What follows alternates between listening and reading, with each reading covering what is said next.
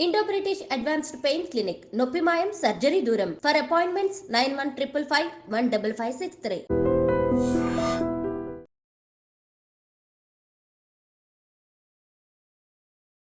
నమస్కారం, welcome to I dream. ధర్మ మార్గం విత్ విజిత కార్యక్రమానికి స్వాగతం.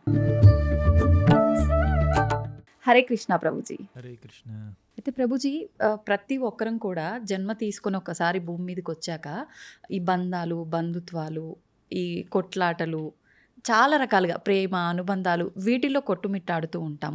అసలు నేనెవరిని, నేను ఎందుకు జీవించి ఉన్నాను, అసలు నేను జన్మ తీసుకోవడానికి అసలు అర్థం ఏంటి, నేనేం చెయ్యాలి, ఇటువంటి ఆలోచన అసలు ఎవరిలో కూడా రావట్లేదు. నిజంగా ఏంటి ప్రభుజీ, మనం అందరం అసలు ఎందుకు వచ్చాము, దేని గురించి వచ్చాము, ఏ పర్పస్తో వచ్చాము అనేది మనం ఎలా తెలుసుకోగలుగుతాం? శాస్త్రాలు చదివితే అర్థమవుతుంది. ఆ శాస్త్రాలు చదివిన వారి నుంచి వింటే అర్థమవుతుంది. ప్లస్ మన కామన్ సెన్స్ ఉపయోగించి కూడా మనం అర్థం చేసుకోవచ్చు. ఇప్పుడు ఒక వ్యక్తికి పుట్టుకుంటుంది.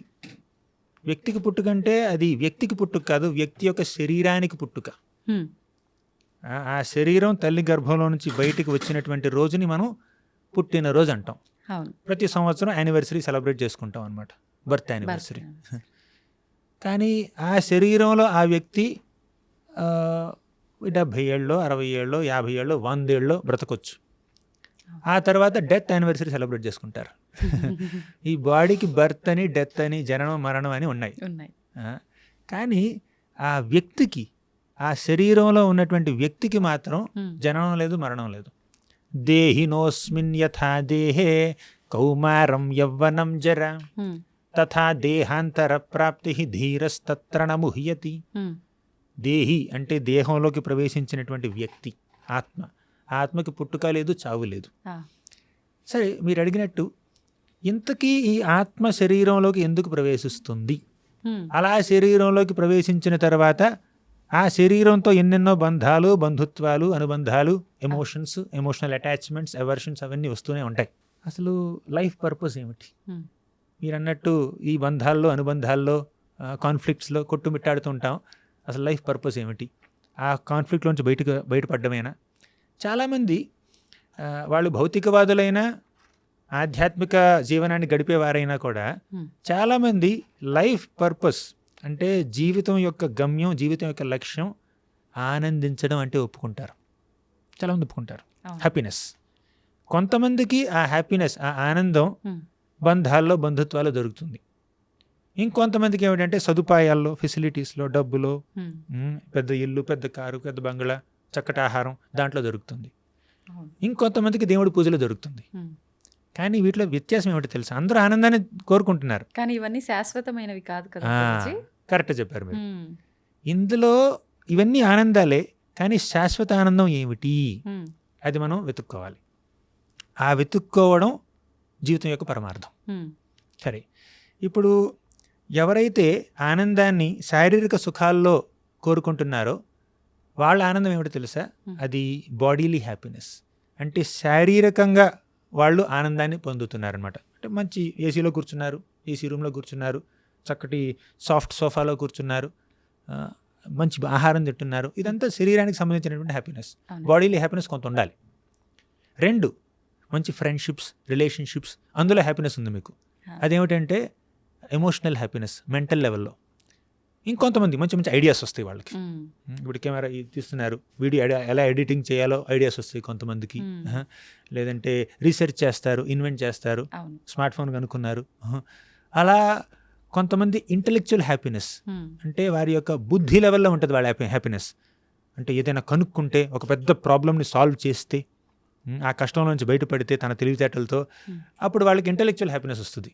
ఫస్ట్ ఏమిటంటే bodily happiness, 2 mental happiness or emotional happiness, 3 intellectual happiness. ఇంకొంతమందికి ఏమిటో తెలుసా?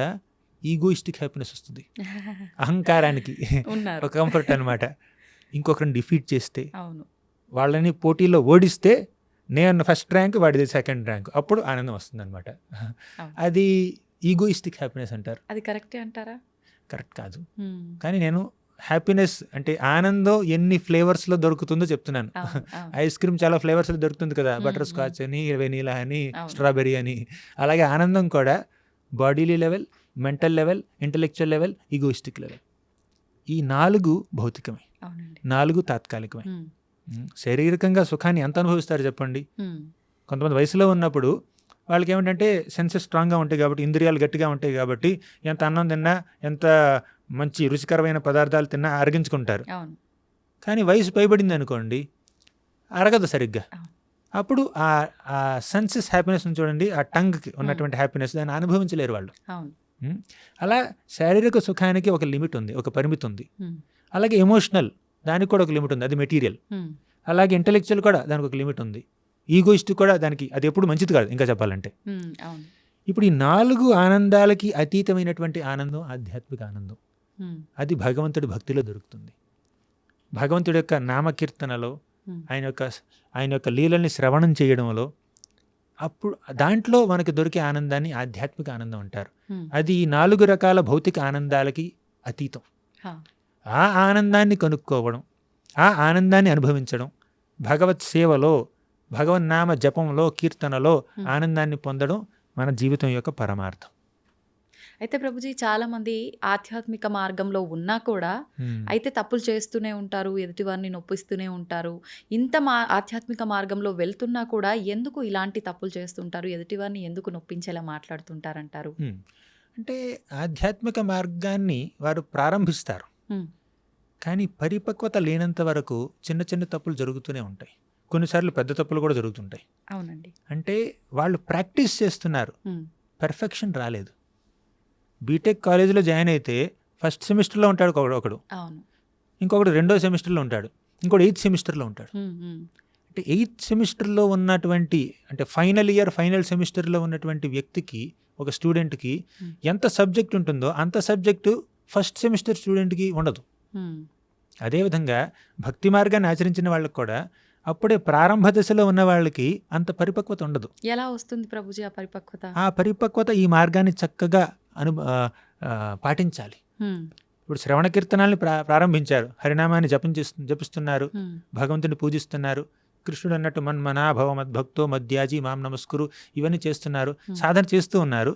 అది బిగినింగ్ స్టేజెస్లో, ప్రారంభ దశలో ఇంకా తప్పులు ఉంటాయి, అనర్థాలు ఉంటాయి, అపరాధాలు ఉంటాయి. కానీ మెల్లిగా అది కనుక పరిపక్వత చెందాడు అనుకోండి, అది 10 ఏళ్ళు పట్టొచ్చు, 20 ఏళ్ళు పట్టొచ్చు, 10 జన్మలు పట్టొచ్చు. ఇప్పుడు ఒక బీటెక్కే 4 ఏళ్ళు తీసుకుంటే ఇప్పుడు ఈ ఆధ్యాత్మిక జీవనం బీటెక్ కాదు కదా, ఇది ఎటర్నల్, శాశ్వతమైనది, ఆత్మ యొక్క జర్నీ. ఆ ఆత్మ యొక్క ఆ స్పిరిచువల్ జర్నీ, ఆధ్యాత్మిక ప్రయాణం కొన్ని జన్మలు ఉండొచ్చు, కొన్ని జన్మల్లో కానీ పరిపక్వత రాకపోవచ్చు. కానీ ఈ జన్మలో మీరు కొంతవరకు చేశారు, వచ్చే జన్మలో దాన్ని కంటిన్యూ చేయొచ్చు. ఇప్పుడు బీటెక్ 2 సంవత్సరాలు చేసి ఎవడో యాక్సిడెంట్లో చనిపోయాడు అనుకుందాం, వచ్చే జన్మలో 3rd ఇయర్లో ఎన్రోల్ చేయరు వాడిని, మళ్ళీ ఏబిసిడి చదవాల్సిందే. బీటెక్లో ఫస్ట్ ఇయర్ కాదు, మళ్ళీ ఏబిసిడీలు, ఎల్కేజీ, యూకేజీ అవన్నీ చేయాల్సిందే. కానీ భక్తి అలా కాదు. భక్తి ప్రాక్టీస్లో ఒక 50% అడ్వాన్స్మెంట్ వచ్చింది మీకు, నెక్స్ట్ జన్మలో 51% నుంచి మొదలు పెట్టచ్చు. అవునా? అంటే ఆ పొందిన జ్ఞానం అలానే క్యారీ అలాగే ఉంటుంది. పొందిన జ్ఞానం, పొందినటువంటి ఆ పరిపక్వత, ఆ భక్తి భావాలు క్యారీ ఆన్ అవుతుంటాయి. ఒక చిన్న ఉదాహరణ, చాలామంది పిల్లలు ఉంటారు, చిన్నపిల్లలు, భగవద్గీత శ్లోకాలని కానీ భాగవత శ్లోకాలని కానీ అంత చక్కగా ఎలా చెప్పగలుగుతారు? పెద్దవాళ్ళకే రావట్లేదు. 4 ఏళ్ళ పిల్లలు, 5 ఏళ్ళ పిల్లలు చక్కగా చెప్పేస్తున్నారు అనర్గళంగా. ఎందుకంటే పూర్వజన్మ స్మృతులు ఉన్నాయి. అంటే పూర్వజన్మలో వాళ్ళు ఎలా ఉన్నారో గుర్తులేకపోవచ్చు, కానీ పూర్వజన్మలో వాళ్ళు సముపార్జించినటువంటి ఆధ్యాత్మిక సంపద వారి ఎటర్నల్ బ్యాంక్ అకౌంట్లో ఉంది. అందుకే వాళ్ళు భక్తిని వెంటనే క్యాచ్ చేసుకోగలుగుతున్నారు. ఇంకా చెప్పాలంటే కృష్ణుడు భగవద్గీత 6వ అధ్యాయంలో ఏమంటాడంటే, ఈ ఆధ్యాత్మిక మార్గాన్ని కొంతవరకు పాటించి ఒక వ్యక్తి గనక పూర్తి పరిపక్వత చెందకుండా చనిపోతే మళ్ళీ వచ్చే జన్మలో శుచీనాం శ్రీమతాం గేహే, ఎవరి ఇళ్లలో పుడతాడు అంటే ఎవరైతే భక్తి మార్గంలో ఉన్నారో వాళ్ళ ఇళ్లలో వాళ్ళు జన్మిస్తారు. అంటే ఇంతకుముందు భక్తి చేశారు, గత జన్మలో భక్తి చేశారు చక్కగా, ఏదో దురదృష్టవశాత్తు తప్పులు చేసో లేదంటే భక్తి పరిపక్వత అవ్వకుండానో వాళ్ళు దేహాన్ని చాలించారు. మళ్ళీ భగవంతుడు ఇంకో అవకాశాన్ని ఇస్తాడు, వాళ్ళని భక్తుల ఇళ్లల్లో పుట్టేలా చేస్తాడు. ఎవరి ఇంట్లోనైనా ఒక పుట్టుక జరిగిందనుకోండి, అది ర్యాండమ్ కాదు, అది ర్యాండమ్గా జరగట్లేదు. అంటే ఈ వ్యక్తి ఈ తల్లిదండ్రులకి బిడ్డగా ఈ కుటుంబంలో, ఈ ప్రదేశంలో, ఈ పుణ్యక్షేత్రంలో, లేదంటే ఇటువంటి ప్రదేశంలో ఎందుకు పుట్టాడు? ఉమ్, దానికి ఒక క్యాలిక్యులేషన్ ఉంటుంది. కర్మణాదైవ నేత్రేణ, మనం చేసినటువంటి పనులన్నింటినీ ఉమ్, పెద్దవాళ్ళు అబ్జర్వ్ చేస్తున్నారు, దేవతలు అబ్జర్వ్ చేస్తున్నారు, భగవంతుడు అబ్జర్వ్ చేస్తున్నాడు. ఆ సాక్షాత్తు శ్రీకృష్ణుడే పరమాత్మ రూపంలో మన హృదయాల్లో ఉండి అబ్జర్వ్ చేస్తున్నాడు. మనకి ఎటువంటి పుట్టుక కావాలో ఆయన ప్రసాదిస్తాడు. ఉమ్, మనం చేసినటువంటి ఆ పాపకార్యాలని, పుణ్యకార్యాలని, భక్తి కార్యాలని పరిగణలోకి తీసుకుని ఉమ్. దానికి అనుగుణంగా మనకు ఒక జన్మను ప్రసాదిస్తాడు ఆయన. Hare Krishna. Hare Krishna. Thank you very much.